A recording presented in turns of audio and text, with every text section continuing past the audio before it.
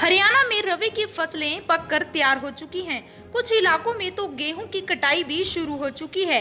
हरियाणा सरकार ने गेहूं की सरकारी खरीद 1 अप्रैल व बाकी फसलों की खरीद 10 अप्रैल से करने का फैसला किया है। हरियाणा सरकार इस बार फसल खरीद व उसके भुगतान को लेकर काफी गंभीर नजर आ रही है। सरकार ने फसल खरीद को लेकर बड़े दावे किए हैं कि किसानों को मंडी में अपनी फसल बेचने में कोई दिक्कत नहीं आएगी। अंबाला जिले में कुल 14 अनाज मंडियां हैं, जिनमें अंबाला शहर की मंडी में अनाज की आवक सबसे ज्यादा है। 1 अप्रैल में मात्र एक दिन बचे होने के चलते मार्केट कमेटी अनाज मंडियों की व्यवस्थाओं को दुरुस्त करने में लगा हुआ है।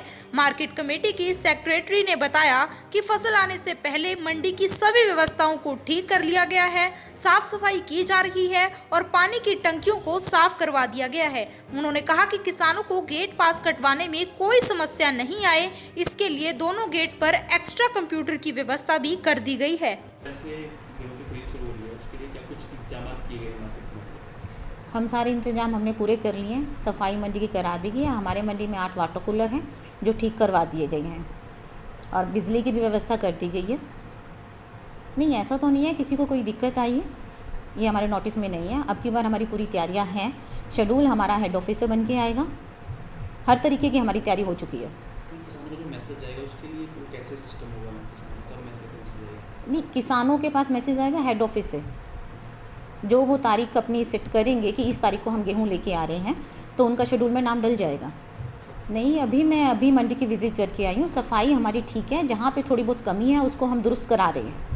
वहीं सरकार द्वारा फसल बेचने में किए गए बदलावों को लेकर आड़ती काफी नाराज नजर आ रहे हैं। आड़तियों का कहना है कि मैसेज सिस्टम से किसानों और आड़तियों को काफी दिक्कतों का सामना करना पड़ेगा। नियम पहले तो वही पुराने हैं, लेकिन ये जो कर दिया ना कि किसान पे डायरेक्ट पेमेंट जाएगी, इसमें आड़ती को भी दिक्कत है, किसान को भी दिक्कत है और सरकार को भी नुकसान है इसमें।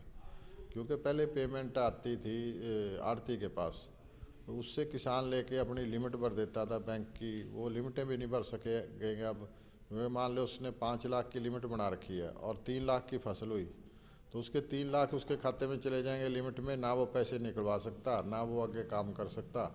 और आड़ती पे पैसे नहीं आए, भाई दूसरों के ठाके वैसे दे देता था, वो कटा के फिर दे देता था। इसलिए उसमें भी दिक्कत आएगी। इसमें बैंक को भी नुकसान है, बैंक सरकार के हैं, उसमें आड़ती को भी नुकसान है और इसमें किसान को भी नुकसान है। वहीं फसल खरीद को लेकर सरकार के 48 घंटों में फसल भुगतान पर किसानों को भरोसा नहीं है। उनका कहना है कि पिछले साल भी सरकार ने कुछ ऐसा ही दावा किया था जो बाद में जुमला साबित हुआ था।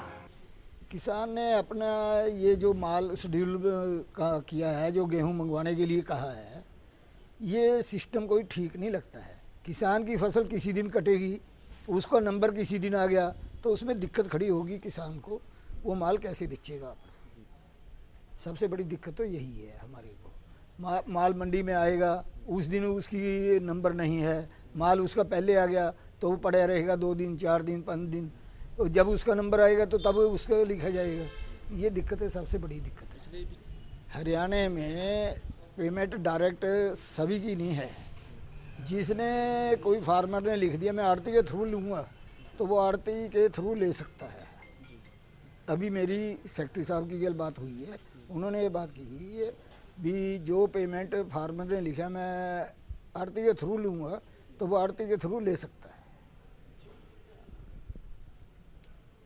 सरकार के फैसले को आप कैसे देखते हैं? ये जो सरकार ने फैसला लिया है बिल्कुल गलत है।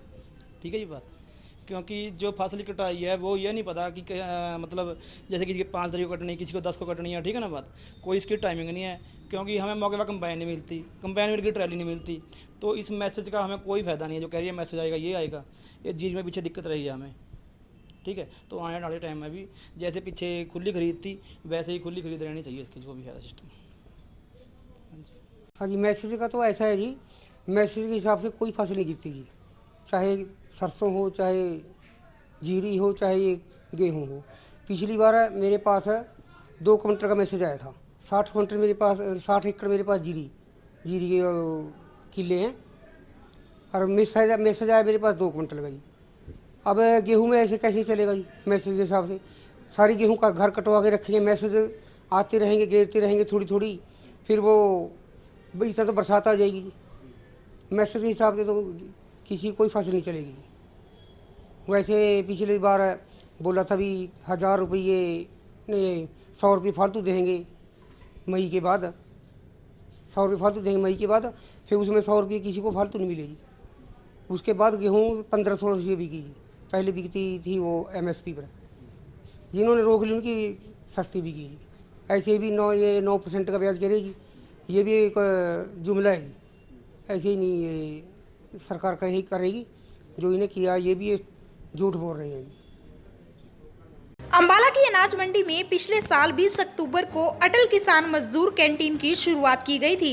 कैंटीन के कर्मचारी ने बताया कि यहां पर 10 रुपए में शुद्ध और साफ खाना उपलब्ध करवाया जाता है। वहीं खाना खाने आए मजदूर ने बताया कि यहां पर साफ सुथरा व स्वादिष्ट भोजन मात्र 10 रुपए में मिलता है और यहां पर साफ सफाई व बैठने की काफी अच्छी व्यवस्था है।